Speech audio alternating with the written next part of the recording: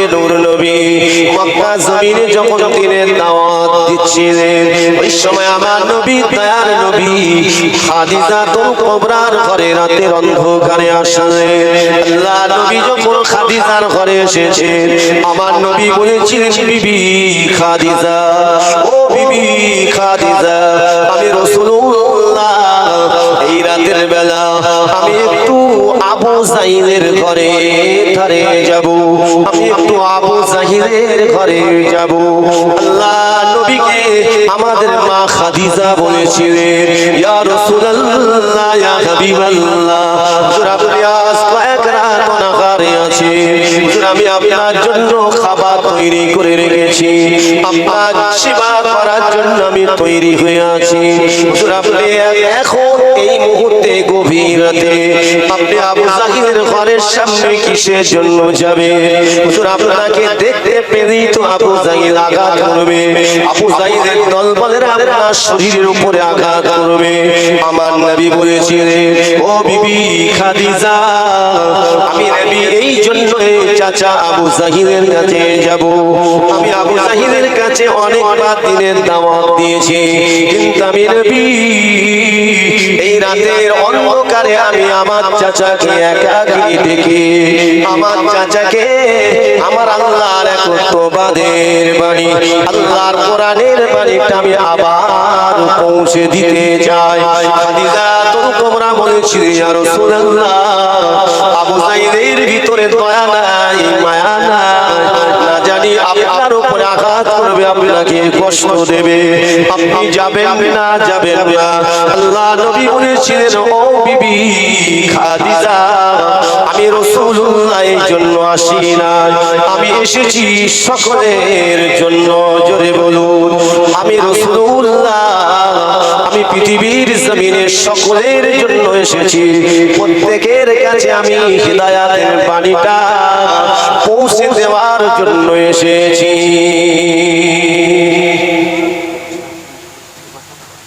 আচ্ছা আচ্ছা, হ্যাঁ কি বলছি? না না, 12:30 বেজে গেছে।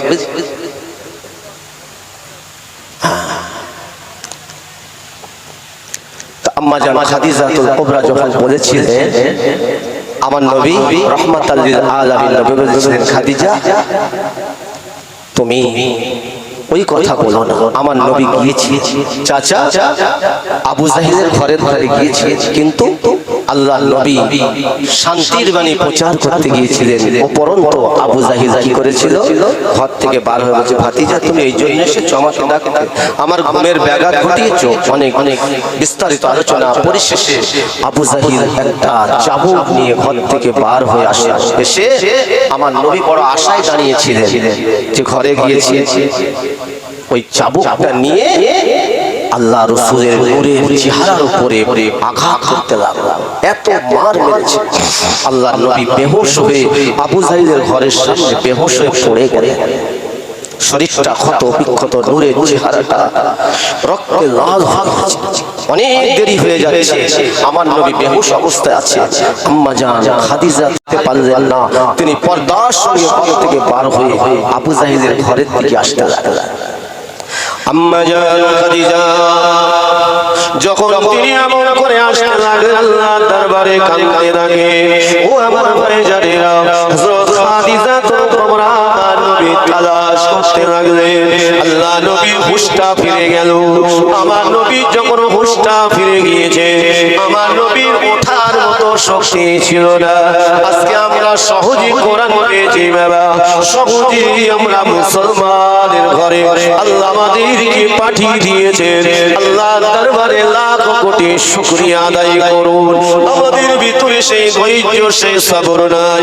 আল্লাহকে ডাকার মতো আমাদের সেই ধৈর্য সবর নাই। ও আমার ভাইজানেরা, আমাদের নবী দয়ার নবী আমাদের জন্য কি কষ্ট করেছেন, কতই না মার খেয়েছেন। ও আমার ভাইরা, মা খাদিজা তোমরা দূর থেকে দেখতে পান, নবী আমার উঠতে পারেন না, ওঠার শক্তি নেই। আল্লাহ নবী গড়িয়ে গড়িয়ে গড়িয়ে গড়িয়ে আসতেন।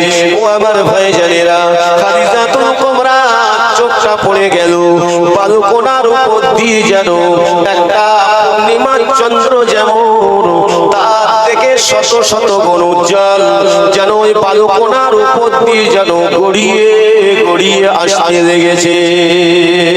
একটু জোরে হবে না সুবহানাল্লাহ।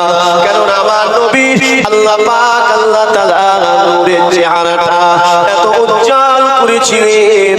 আমার নবী দয়া নবী রাতের অন্ধকারে যেখান থেকে যেতে ওই জায়গাটা নূর আর নূর হয়ে যেত।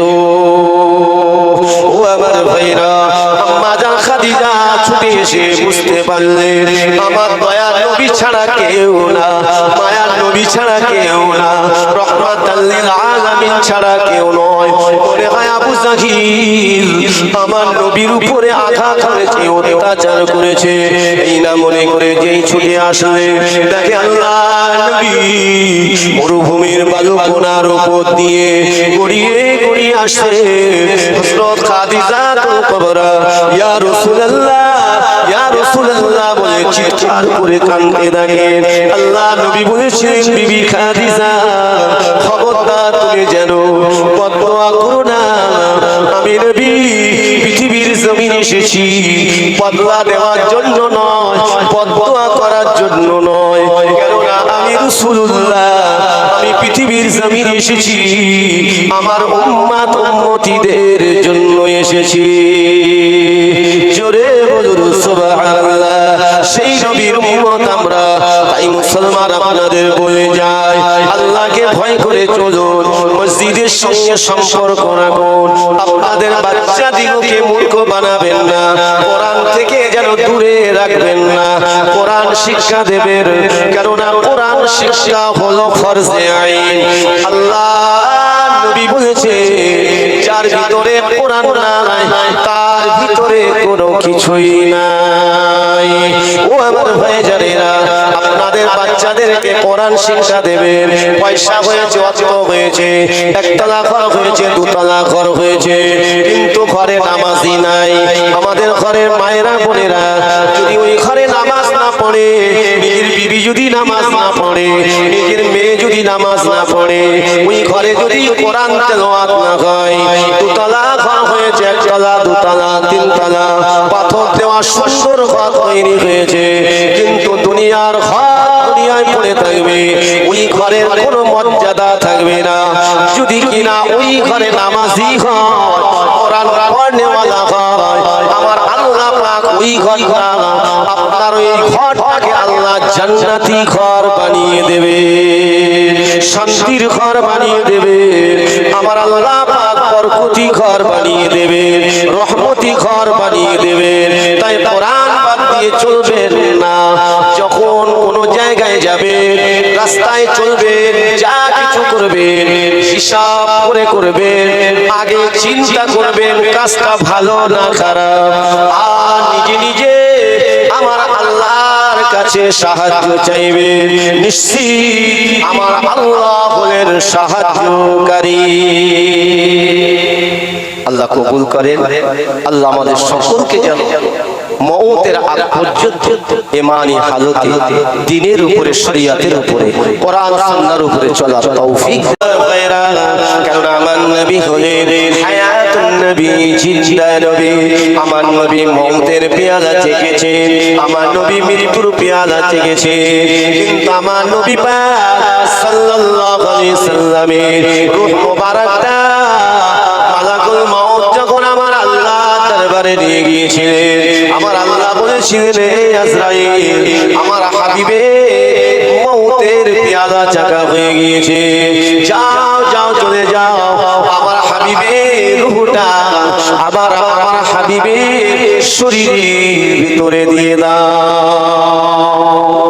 বলির রূহ মিন আমরি রব্বি, রূহটা একমাত্র আমার আল্লাহ পাকের হুকুম ছাড়া অন্য কিছুই নয়।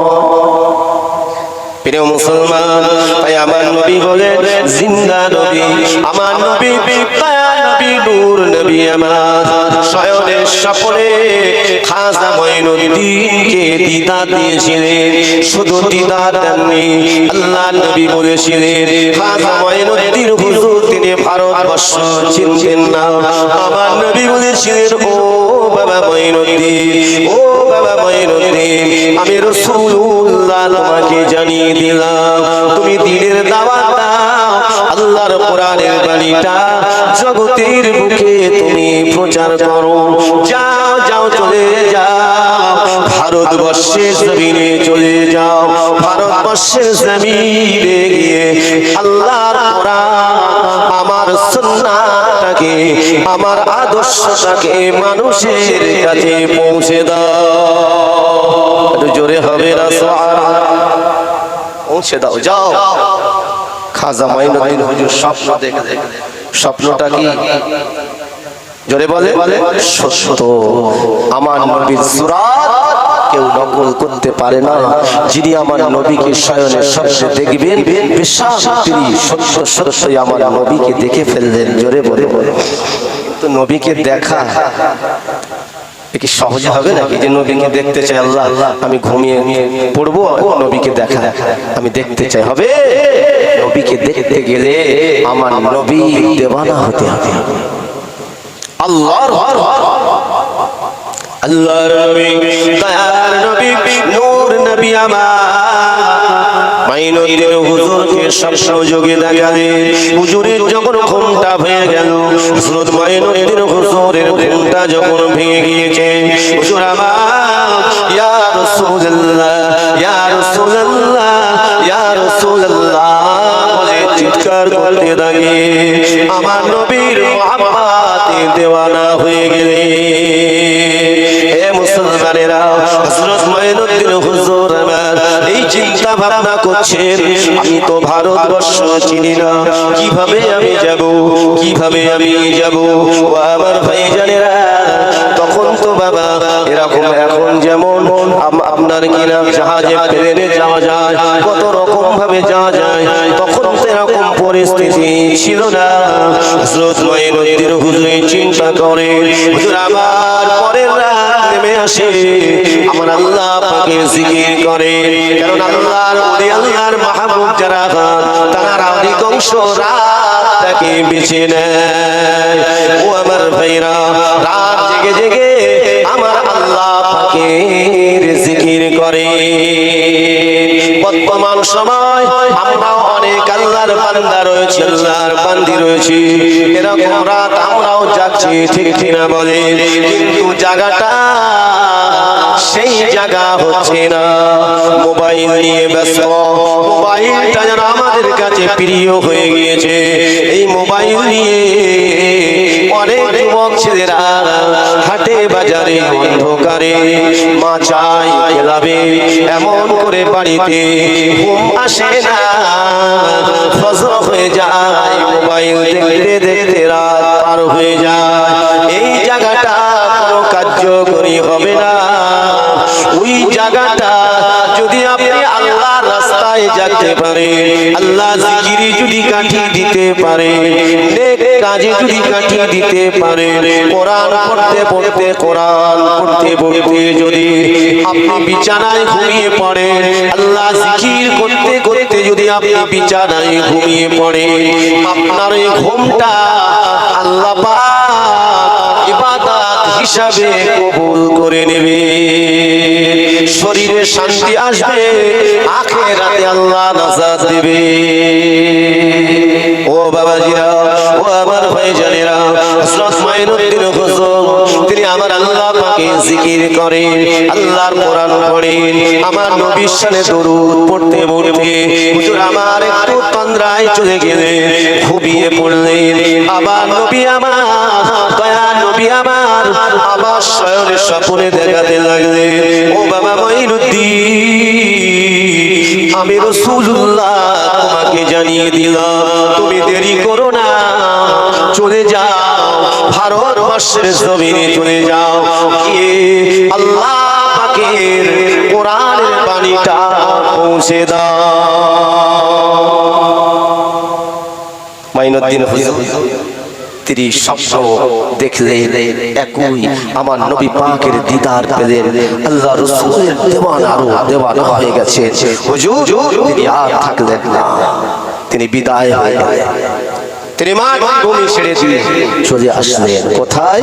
আমাদের এই ভারতবর্ষে বন জঙ্গল সব ভেদ করে চলে আসছে, ঠিক কিনা? যারা আল্লাহর মাহবুব হয়ে যায়, আল্লাহর সৃষ্টি জীবগুলো আল্লাহর মাহবুবদেরকে ভালোবাসে। জোরে হবে। হিংস্র জন্তু জানোয়ারগুলো তারাও কিন্তু আঘাত করে না, আল্লাহর মাহবুবদেরকে ভালোবাসে। কিন্তু আল্লাহর মাহবুবদেরকে এই মানব জাতির মধ্যে এক শ্রেণী মানুষ সত্যবাদী, ন্যায়বাদী, ঈমানওয়ালাদের উপরে এক শ্রেণী দুনিয়াদারি, হারামখোর দুনিয়াদারি, যারা দুনিয়া চায় আখিরাত চায় না, তারা আঘাত করে কিনা? পূর্বেও করেছে, বর্তমানও করছে, ভবিষ্যতেও করবে। এটাই হলো পরীক্ষার জায়গা। আল্লাহ এমনি পাঠাই দিবে, আর ঈমানওয়ালাদের কষ্ট হবে, মুমিনদের উপরে মুসিবত নেমে আসবে। কাজী মাইনুদ্দিন চিশতি আজমিরি রাহমাতুল্লাহ আলাইহি কষ্ট করে মেহনত করে তিনি চলে আসলেন। যিনি আমার আল্লাহ রাস্তায় চলেন, আমার আল্লাহ তার জন্য রাস্তাটা প্রশস্ত করে দেন। ইহদিনাস সিরাতাল মুস্তাকিম। আমার আল্লাহ পাক সূরা ফাতিহার মধ্যে জানিয়ে দিয়েছে যে আমার রাস্তাটা হলো সোজা সরল রাস্তা, আমার রাস্তাটা বেঁকা নয়। সিরাতাল্লাযীনা আন'আমতা আলাইহিম গায়রিল মাগদুবি আলাইহিম ওয়ালাদ-দাল্লিন।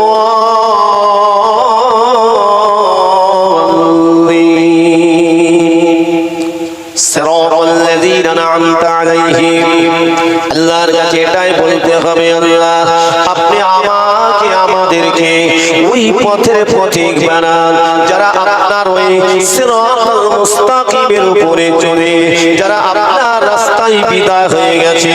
আল্লাহ আপনি আমাকে এবং আমার আল আওলাদ দিগকে, আমার প্রতিবেশী দিগকে, আয় আল্লাহ আপনার বান্দা বান্দি দিগকে, আয় আল্লাহ আপনি সুপারগামী করুন, ইহদিনাস সিরাতাল মুস্তাকিমের উপরে কবুল করুন। এই দোয়া করতে হবে।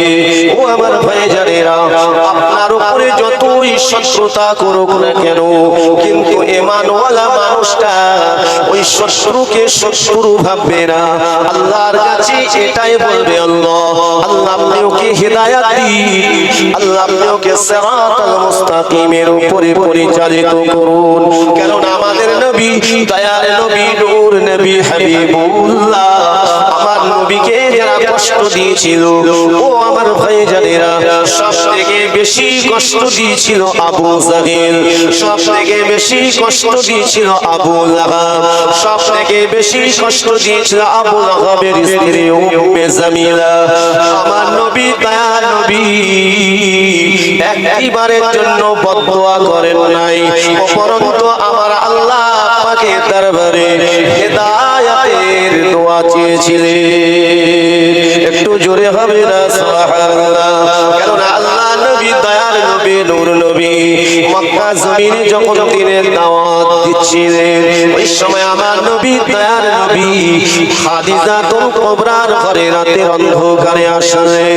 আল্লাহ নবী যখন খাদিজার ঘরে এসেছেন, আমার নবী বলেছিলেন, বিবি খাদিজা, ও বিবি খাদিজা, আমি রাসূলুল্লাহ এই রাতের বেলা আমি একটু আবু জাহিলের ঘরে ধারে যাব, আমি একটু আবু জাহিলের ঘরে যাব।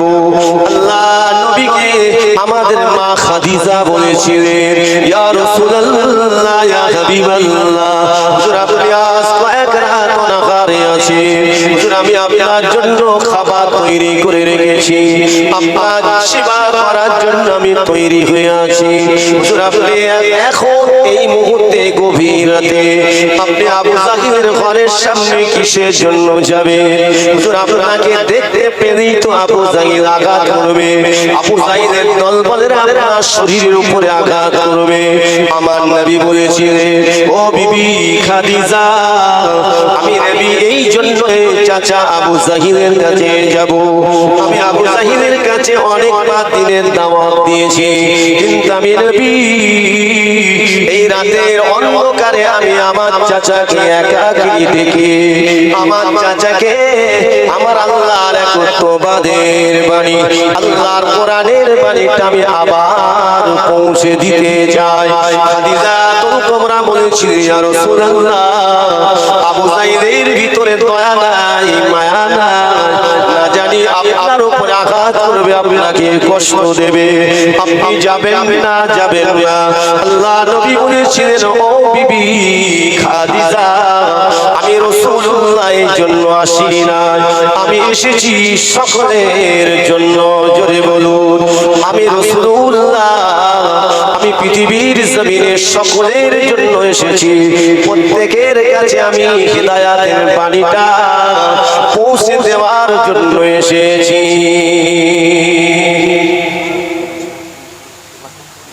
আচ্ছা আচ্ছা, হ্যাঁ কি বলছে? না না, 12:30 বেজে গেছে।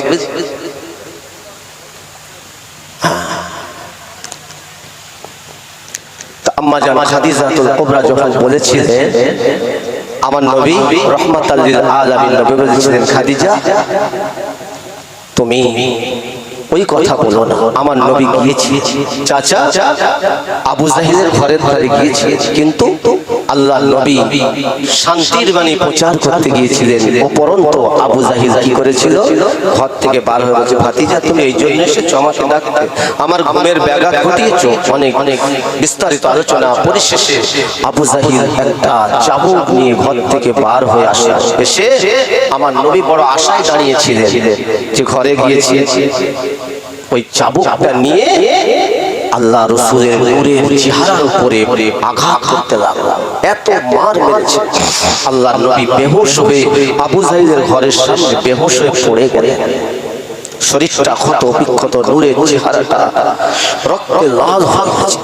অনেক দেরি হয়ে যাচ্ছে, আমার নবী বেহুশ অবস্থায় আছে। আম্মা জান খাদিজা